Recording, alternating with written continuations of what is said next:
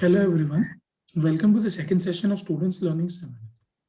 Today's talk is by Adrita Laha, a student of BStat third year, who will be presenting a talk on how topology governs analysis. This is an hour-long talk, which will be followed with a 10-minute Q&A session. Let us start, Adrita. Yeah. So, hello everyone. Today I will be presenting a talk on how topology governs analysis. So far in our studies, most of us have seen topology and analysis separately. In my talk, I will be trying to unify both of them in a very small setup, that is in R2 and R2 minus the origin. However, I will be trying to give some intuitions and some proofs and how we go about in this whole area. So let me start. As I have already mentioned, most of us are familiar with analysis, which is just another name for calculus. And to make a very crude definition, the objective of topology is to study continuity in its utmost generality. And to do this, we take the help of certain objects called open sets. So the basic objects that we study in topology are called topological spaces. That is, they are some sets which have some additional set theoretic structure which are governed by certain axioms. So the objects in this set are called open sets. And this is used to give us the notion of a metric of a neighborhood of a point. So most of us are probably familiar with metric spaces, and in general, everyone has studied the calculus on the real line and in general in Rn. And the generalized notion is that of metric spaces. So in these spaces, we study continuity. Now, for the study of continuity, it is not necessary to have a metric. And that is why in the most generality, the objects that we get are the topological spaces, and their study is called topology. Some examples of topological spaces are the Klein-Bottle here, which is obtained by joining two Mobius strips together. That is our second example here. And two other examples are the knot and the torus. So when we study groups, we generally study the functions between two different groups. So while we study topology, we study continuity of the spaces between the topological spaces. So when we have two different topological spaces, we define the notion of continuity, just like we define the notion of continuity for metric spaces. And as I've already mentioned earlier, the study of continuity in topological spaces does not require a metric. So what we will do now is define homeomorphism, which is an invertible continuous map. So a continuous map between topological spaces, which has a continuous inverse, is called a homeomorphism.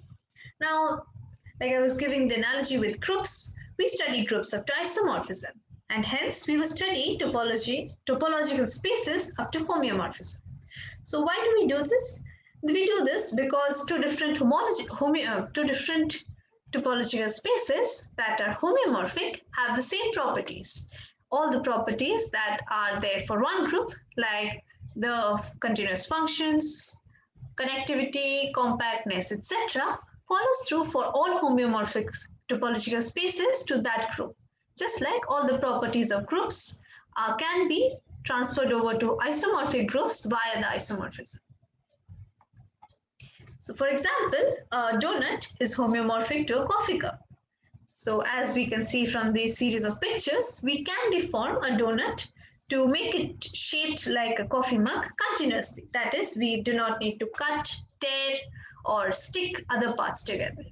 So as a running joke, the topologist has been defined to be a mathematician who cannot tell the difference between a donut and a coffee cup.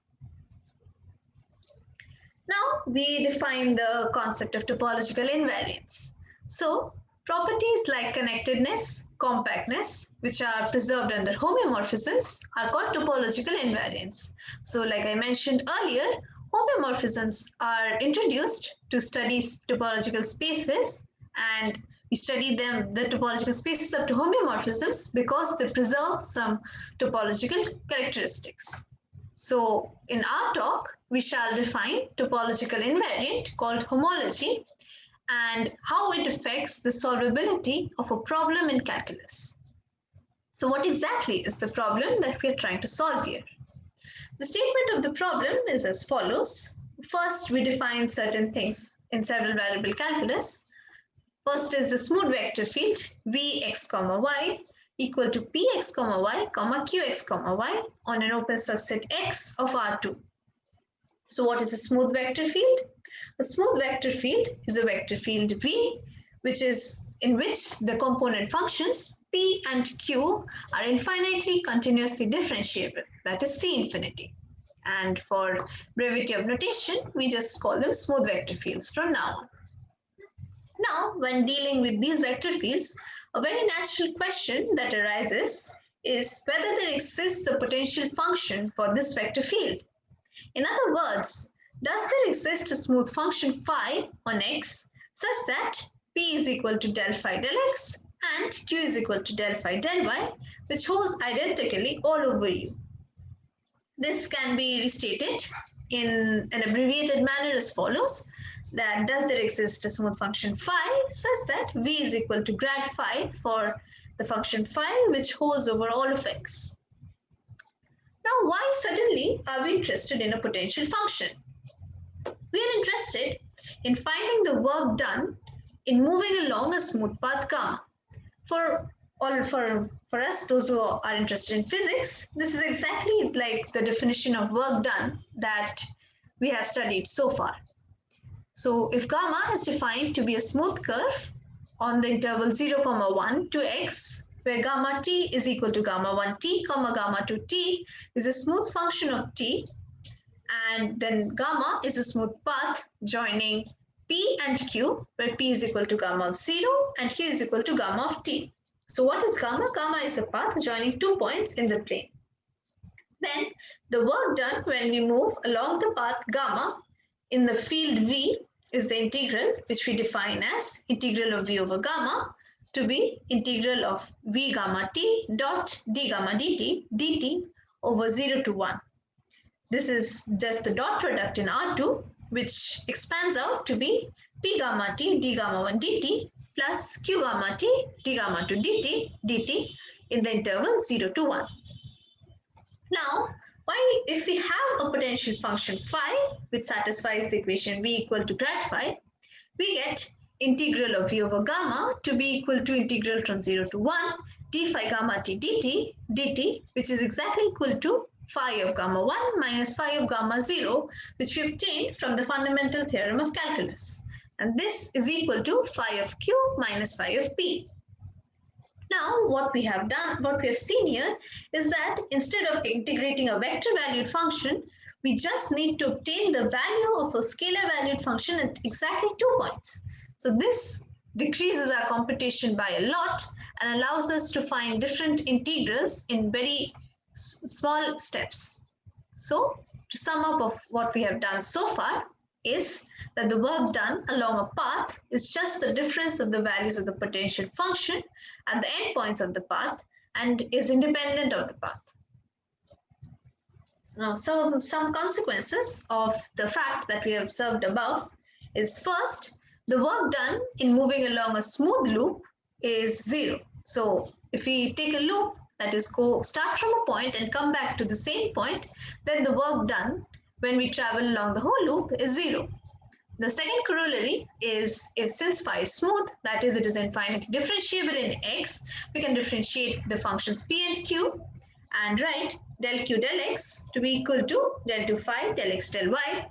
Now since phi is smooth, the order of differentiation doesn't matter, so this can be rewritten as del 2 phi del y del x, which is equal to del p del y all over x. Now the second corollary gives us an intuition or gives us a reason to define what I have now stated as the curl of a field. So the curl of a function v is defined to be del q del x minus del p del y, which is the curl of the vector field v. Now, we have seen so far that from the corollary here, that for a smooth vector field which has a potential, which is a potential function, phi del q del x is exactly equal to del p del y. That is, the curl is exactly 0. So what we have seen here is that the necessary condition for a function, for a vector field v to have a potential function phi is that there is a solution, is that the curl of v is exactly 0 on all of x. Now it's a very natural thing to ask if the converse holds. So what we will see now, what we ask now is, if I have a vector field v which has a 0 curl, then is it a sufficient condition for the vector field v on x to have a potential function that satisfies v equal to grad phi? Let's see this in the general context of the vector of the space R2. So if we consider the space R2, the answer turns out to be positive. That is, if I have a curl-free vector field, then indeed it has a potential function phi, which can be defined as phi of x equal to integral from 0 to x, p of t comma 0 plus integral of 0 to y, q of x comma s ds. And this equation can be verified to satisfy v equal to grad phi. Now, we give a complete answer for a smooth vector field v on R2. That is, v equal to grad phi for some smooth function phi if and only if the curl of v is equal to 0. This is a particular instance of the Poincare lemma for R2. So what does the Poincare lemma state?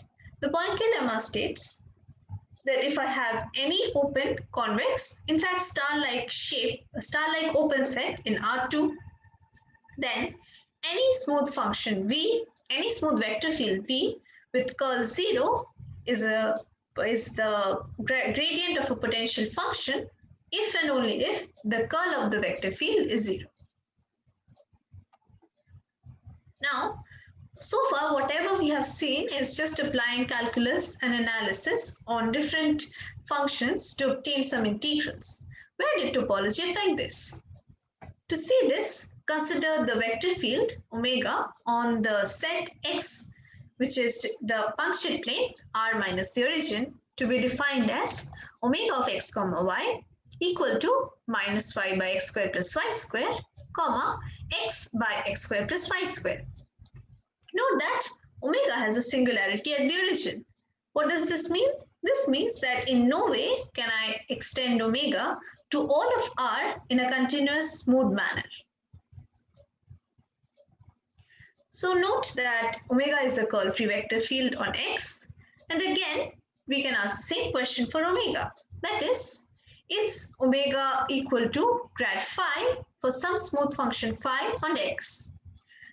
To answer this question, I will give an example here, where consider gamma t to be equal to cos 2 pi t, comma sin 2 pi t, where t is in 0, 1. Then omega of gamma t turns out to be minus sin 2 pi t, comma cos 2 pi t, and d gamma dt is equal to minus 2 pi sin 2 pi t, comma 2 pi cos 2 pi t. And the line integral of omega along gamma is defined as follows, turns out to be as follows. Integral of omega over gamma equal to integral of omega gamma t dot d gamma dt, which is equal to 2 pi integral from 0 to 1 dt not 0. Hence, we have seen that we have a curl-free smooth vector field omega on the punctured plane, which is not the gradient of any potential function. We've seen from our initial discussion that if the function omega, if the vector field omega has a potential function, then the integral over a closed curve must be 0. However, here we have given an example of a curl-free vector field which has a non-zero integral, and hence it can never be the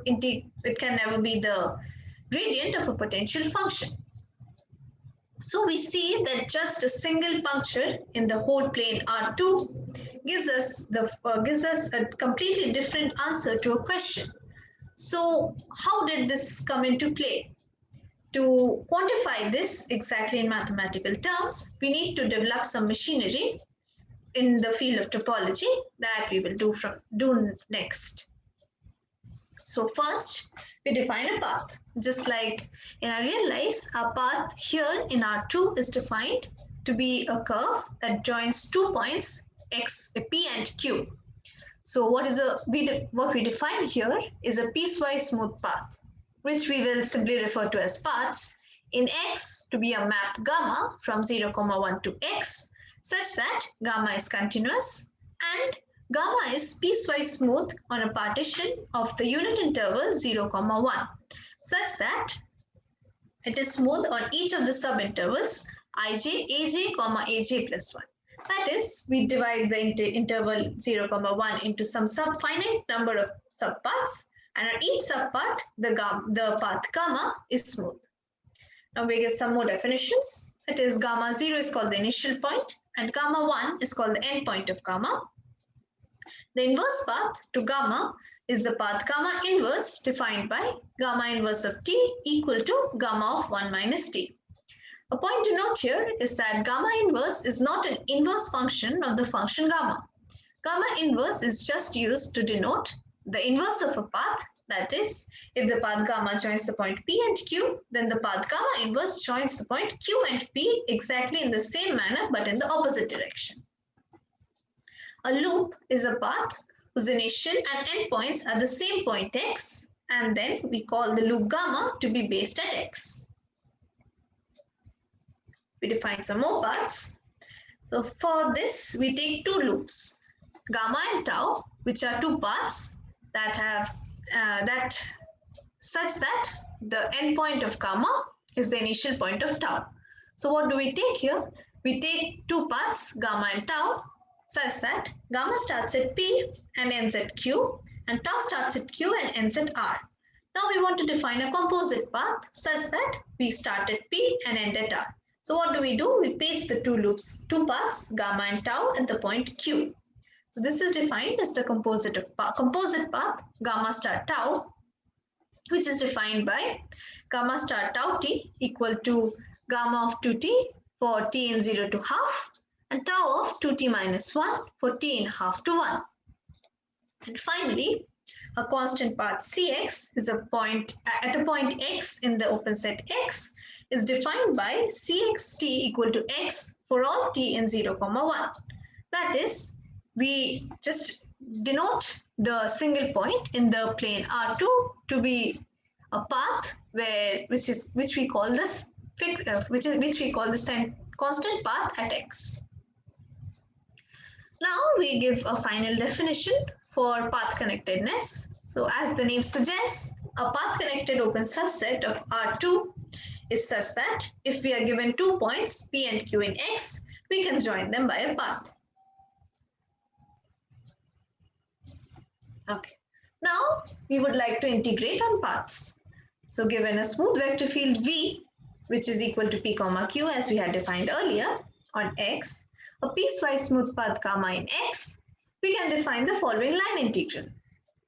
Integral of v over gamma is equal to the sum of j equal to 0 to k minus 1, integral aj to aj plus 1, p gamma t d gamma 1 dt plus q gamma t d gamma to dt dt. So this is just the integral over the smooth paths, and then we sum over all the integrals. See, we can define it like this because the points at which the path is not smooth is just a finite number of points, and as we know, for integration of finite number of points doesn't really matter. From our definition, it is easy to see that the integral over gamma star tau of v is equal to the integral over gamma plus the integral over tau. So it is just the integral over the two paths separately, as should be the case. The second one is the integral over gamma inverse is equal to the negative of the integral over gamma. This is because whatever integral we get when traversing from p to q should be the exact opposite of the integral that we get from traveling to q to p. Because, as we have already seen, the integral over a closed loop is 0. For a constant path qx at x, we have integral of v over cx to be 0 because it's just integrating at a point. Now we come to a definition that we had promised at the beginning of this talk, that is homology. Now we are working, as I would like to remind you, in the setup of piecewise smooth curves and a subset of X of R2, which is path connected. So we get the following definition. We say that the loops gamma and tau are equivalent or homologous or freely homotopic if there exists a piecewise smooth map f from 0, 1 cross 0, 1 to x such that f of t, 0 is gamma t and f of t, 1 is gamma t is tau t for all t in 0, 1. And secondly, f of 0, s equal to 1, s for all s in 0, 1. And this map is called a free homotopy. Now this looks a very cumbersome definition. However, this has a very simple meaning. That is, we start from 0, and at 0, the curve that we have is gamma t, and we move on to tau, which we reach when our function, or when the functional value of s reaches 1. So it's just moving continuously from the curve gamma to the curve tau. And the second condition here gives us the fact that we are moving a closed loop to another closed loop via closed loops. So to illustrate this, we have a picture here. That is, at this line, the first line here, we are starting at gamma, which is the curve here. And as we move along and we go to s equal to 1, the line here gives us the curve here. And the lines, the red lines that I've marked in between are just the paths that we are taking to move the first curve gamma to the final curve tau. Another notation is we write gamma tilde tau to denote that gamma is equivalent to tau.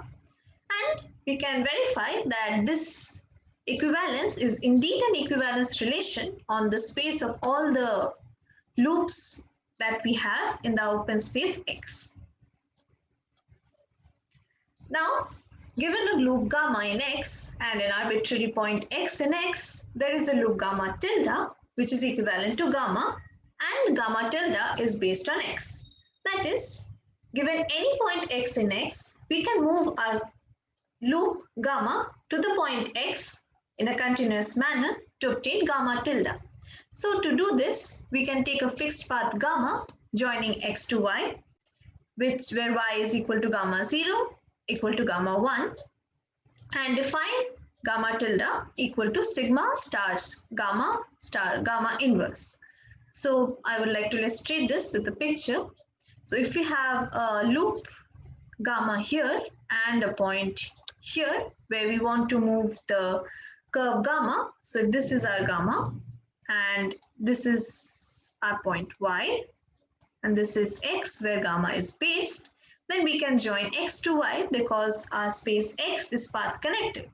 So what we do here is we call this path to be sigma, and we travel along sigma, then we traverse the loop, and then we travel along sigma inverse to come back to Y.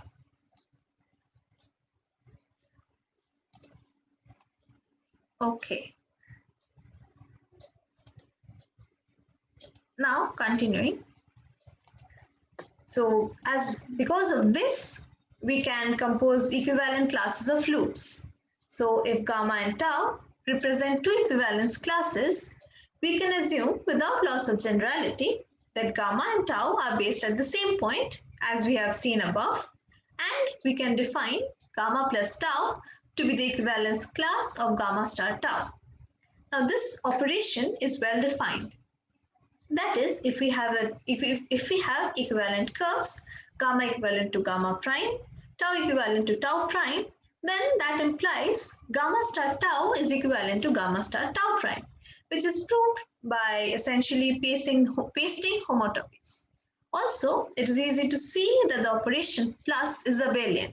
That is, it doesn't really matter if we traverse gamma first or tau first. Okay, now we are at the position to define our first homology group. Before doing that, we observe the following things. That is, if gamma is a loop which is based on X, we can verify that gamma star Cx is equivalent to gamma is equivalent to Cx star gamma. And secondly, gamma star gamma inverse is equivalent to Cx is equivalent to gamma inverse gamma star, a gamma inverse star gamma. So this indeed shows us that we can define a group with the identity element Cx and the inverse of the class of equivalent class of the loop gamma is indeed the equivalent class of the loop gamma inverse. So we can define the abelian group of these equivalence classes of loops in X to be H1X, and this is called the first homology group of X. Now this mechanism was essentially invented by mathematicians Poincare and Riemann for their study of Riemann surfaces. The distinction between the Euclidean plane R2 and the puncture plane R2 minus the origin is detected by their first homology groups. Now this nomenclature might seem cumbersome, but this is just the study of how the loops behave when we move from one set to another. So let us look at H1R2. Now H1R2 is the trivial group 0. This can be seen easily because we can define the homotopy Ft comma S to be 1 minus S gamma T. So this homotopy makes the loop gamma, makes any loop gamma equivalent to the trivial loop. So there is only one equivalence class of the constant loop, that is the constant loop in H1R2, which is therefore the trivial group, because we can pick up any loop in R2, we can always shrink it back to the single point that I had expressed at the beginning of the talk. So now we have the mechanism where we can state it mathematically. Now this same argument shows that the first homology group of any convex, in fact any star-shaped open set of R2 to be trivial. Now I would like to present this lemma, which will allow us to create the bridge that we require between topology and analysis. So what is the lemma? The lemma is stated as follows. If X is a path-connected open subset of R2 and V is a curl-free smooth vector field on it, then for any two loops, gamma and tau in X, such that gamma is equivalent to tau, we have integral of V over gamma equal to integral of V over tau. Now intuitively, this says that if we take two homologous loops, then the integral over either of them turn out to be the same. So before moving on to general parts, let us assume that gamma and tau are both smooth, and hence the homotopy F that takes gamma to tau is also smooth. Now let sigma define the path as follows: sigma S equal to F0S equal to F1S. And for ease of notation, we define the following: Ft of S, f of t comma s equal to f1 of t comma s, comma f2 of t comma s, and v of x comma y equal to p of x comma y, comma q of x comma y. We will use the smooth homotopy F to pull back the vector field V from X to a smooth vector field W on the square.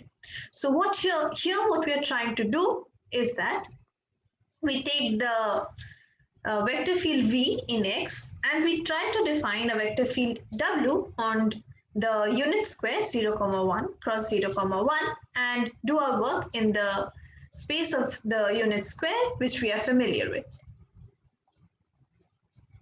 More precisely, we can define W to be this: W of t comma s equal to p tilde comma q tilde, where p tilde and q tilde are defined as written here.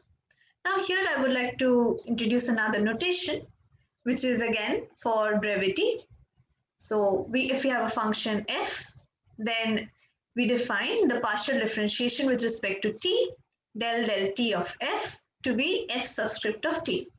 So here what we have written is P tilde is defined to be P of f times f1 of t, that is del t of f, plus Q of f, f2t. Then again, Q tilde t is equal to P of f, f1s, and plus Q of f, f2s.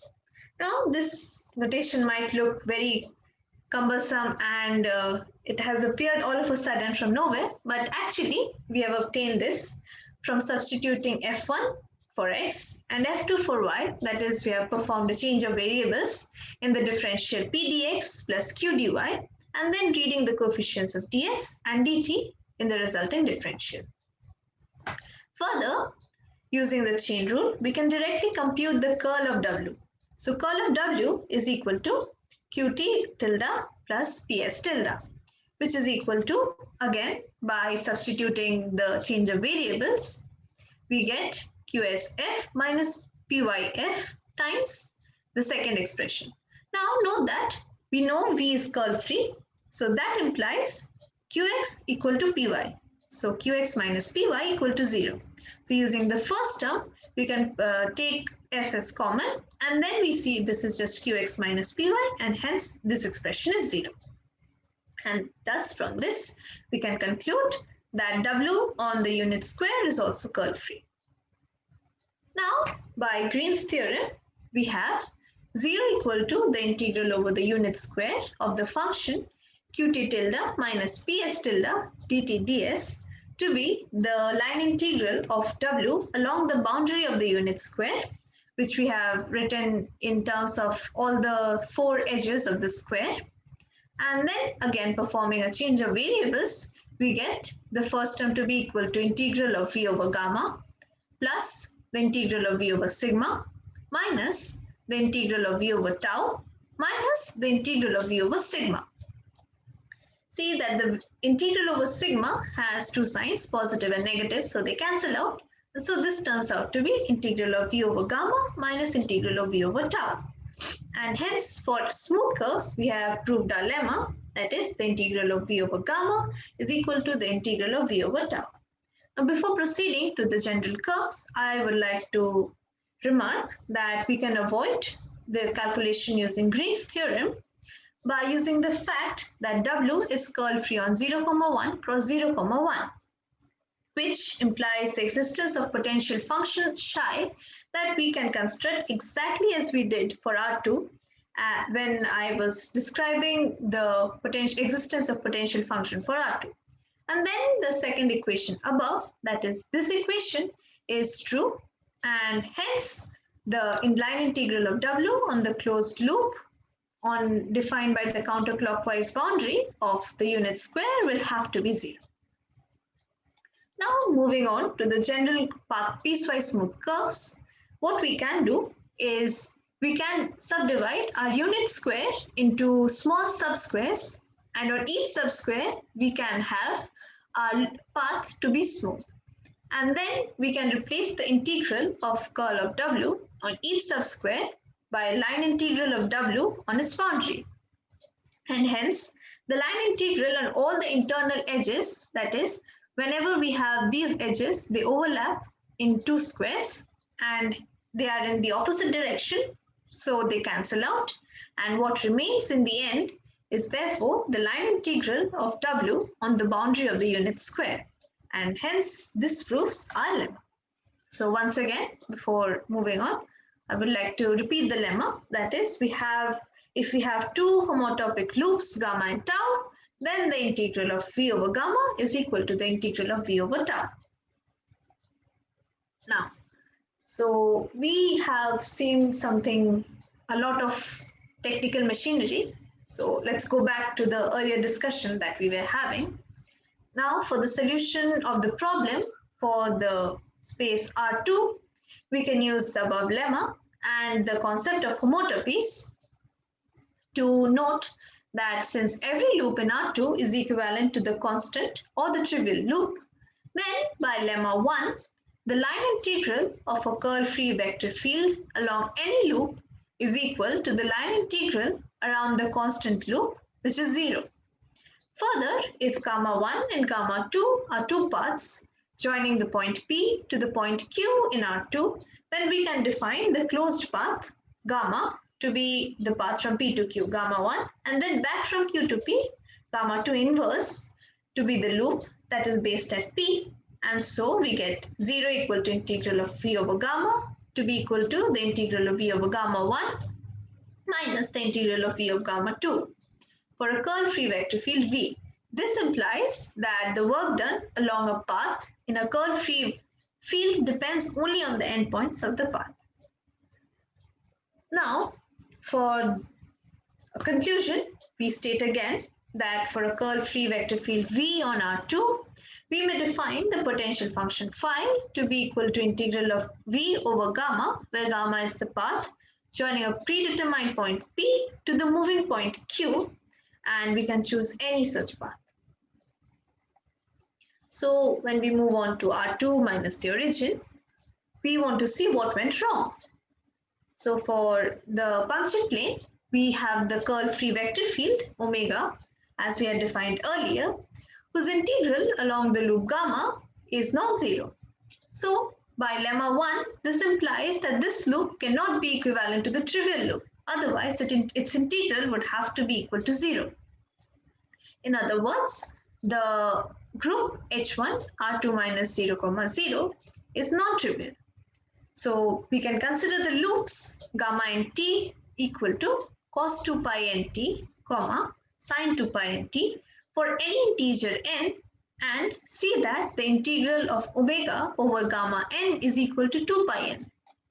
Now, by our lemma again, we know that two paths are homologous to each other if they have the same integral. So since we have the integral over the path gamma n to be 2 pi n, it cannot be equivalent to the path gamma m when n is not equal to m. Thus, we can see from this that the first homology group of our set, that is the punctured plane, is at least as large as the set of integers.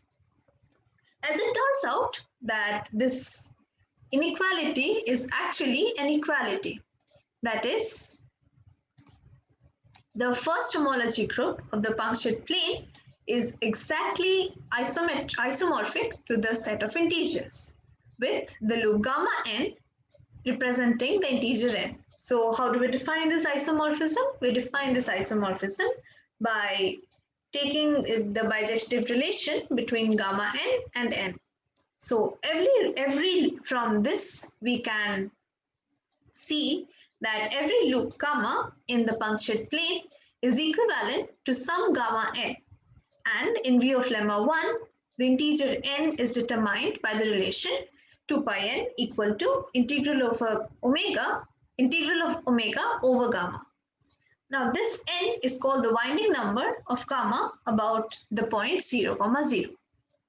Intuitively, we can define gamma to be the number of times a curve loops around the origin. So the curve of the loop of the single first loop over which we had integrated our whirlpool vector field, it was 1, and for the loops which we have defined here, the loops go around the origin n times, so it has a winding number of n. Now to come to our final conclusion, I would like to state a theorem, because what we have seen so far is that the pursuit of the potential function for our punctured plane is futile, because we have curl-free vector fields which do not have a potential function. So instead of just giving up, we could try to estimate how far are we from the solvability of the function of the differential equations v equal to grad phi. And could we use the fact that the free homology group of the punctured plane isomorphic to Z to give some sort of a quantitative answer regarding our question? For this, we use a very beautiful theorem due to George de Rham, which states in this particular case that for a curl-free vector field V, we have integral of V over gamma to be 0 for all loops gamma in X then v is equal to grad phi for some smooth function phi on x. Note that this is an inverse, a converse to the lemma that we have stated, but we omit the proof here because it's quite technical. And proceeding with this theorem, we could now quantify how far are we from the solvability of v equal to grad phi. Now let v be a curl-free vector field on the punctured plane and define integral, okay, I missed an equality here. We define integral of gamma 1 of v to be equal to alpha, which is a real number, over the curve gamma 1 as we had defined earlier, cos 2 pi t comma sin 2 pi t. Note that gamma 1 is the generating loop for our group H1 of the punctured plane. Now since the integral of omega over gamma 1 is 2 pi, where omega is the whirlpool vector field, it follows that integral over gamma 1 v minus alpha by 2 pi w is equal to 0. Note that we have just used the equation here, the equality here, and substituted omega to obtain the 0 on the right hand side. Now, since gamma 1 is the generator of the group and the line integral over a sum of loops is the sum of line integrals over these loops, it follows that the integral over n gamma 1 of v minus alpha by 2 pi w is equal to 0 for all integers n in z. So what we have used here is essentially writing that n gamma 1 is equal to gamma n. Now for every loop gamma in the punctured plane, we know that the loop gamma is equivalent to some gamma n as we have defined above, which in turn is equivalent to n gamma 1 for some integer n. And v minus alpha by 2 pi omega is curl free, since v is curl free and omega is curl free. So it follows that integral gamma for v minus alpha by 2 pi w is 0 for any loop gamma in the punctured plane. Now we are in a position to apply the theorem that we have stated. So by de-Rham's theorem, we have v minus alpha by 2 pi omega to be equal to grad phi for some smooth function phi on the punctured plane. So we have finally quantified exactly how far are we from solving the differential equation v equal to grad phi for some smooth function phi on the punctured plane. Finally, the answer to the whole talk that we had today is, if v is a vector field on the punctured plane such that the curl of v is 0, then there exists some real number lambda and a smooth function phi on R2 minus 0 such that v equal to lambda times omega plus grad phi, where lambda is equal to 1 by 2 pi integral of v over gamma 1 and omega is the whirlpool vector field. So we have measured exactly how far we are from the solvability of the differential equation v equal to grad phi. Now, another algebraic way of stating the same thing is as follows. Before proceeding, we define a few things. So first, we denote the real vector space of curl-free vector fields on X by Z1X and the vector subspace of Z1X of all vector fields which are gradients of potential functions by B1X. Now, the quotient space of Z1X by B1X, which is called the first de Rham cohomology of X, is denoted by H1X. So this is therefore a real vector space which measures exactly how much curl-free vector fields are far from being gradients of functions. So all this cumbersome notation is exactly measuring how far the vector field which is curl-free from being the gradient of some function. So what we have done so far can be written down as follows. So first we have shown that the first de Rham cohomology of the whole space R2 is 0. Secondly, we have seen as the discussion of all homotopy of the punctured plane, and from that we can conclude that H1 of R2 minus the origin is isomorphic to the one-dimensional real vector space R, and the basis element for this is the Whirlpool vector field. So why is this isomorphic to R? We see that we can generate the vector space H1 from omega, and the range over which omega can vary depends on the real number lambda, which we have used to see the departure from the solvability of the equation V equal to grad phi. Hence, we see that H1 of R minus 0 is indeed equal to the vector space R. Now, the theorem that we had stated earlier, for the sake of completion, we give the following general statement of the de-Rham's theorem. So for X is above, that is, X is a path-connected open subset of R2, given by the de-Rham cohomology class, represented by a curl-free vector field V. So instead of omega, we take any curl-free vector field V. Then we get a natural abelian group homomorphism, theta V, to be H1X, which goes from H1X to R2, and takes the homology class, that is the equivalence class of the loop gamma, to integral of V over gamma. And our lemma 1 says that this is indeed well defined. That is, for any two equivalent loops, the integral is same. So for this map, V going to theta V, this is a well-defined map, which we have seen from the above discussion. And the full force of the de-Rham's theorem is as follows. So the map theta, which takes the loop V to theta V, that is the map theta from H1X to Horn Z H1XR, is an isomorphism of R vector spaces. So the group that we have defined on the right-hand side is the R vector space, which is via the pointwise scalar multiplication. So this group is the group of homomorphisms from the space H1X to R that we have seen as theta V. And this is abelian because this group homomorphism is abelian, and this is a vector space due to pointwise scalar multiplication. And finally, using the first homology group, we have come to the conclusion that the first homology group, H1X, which we have defined using piecewise smooth curves and homotopies, we can actually define it by just using continuous loops and homotopies.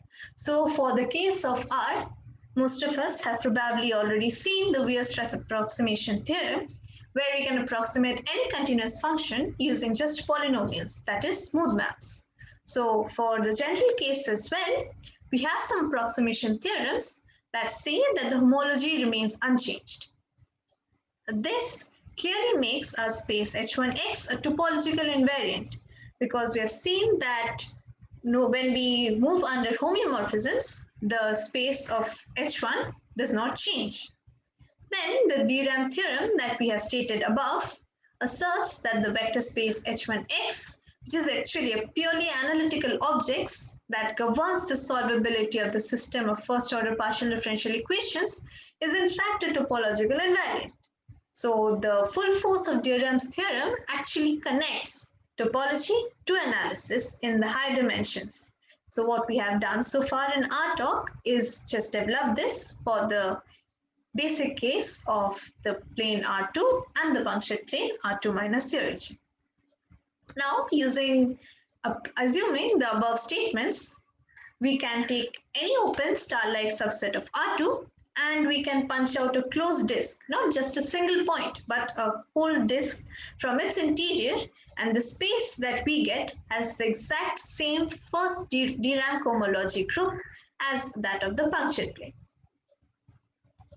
And with this, we conclude our talk. But before going, I would like to mention that there are some further interesting explorations that one can do using the exact methods that we have shown in this talk to find the homology and de-Rham cohomology group for X equal to R2 minus F whereas f is a finite set of points. That is, instead of taking out a single point from this set R2, we take out a finite number of points and see what happens to the homology and D-rank homology of that space. Another interesting analysis would be that of the torus, which is again a two-dimensional object but looks completely different and is not homeomorphic to the real line or the punctured disk, or to the space R2 or the punctured plane. So thank you. I will be taking questions now.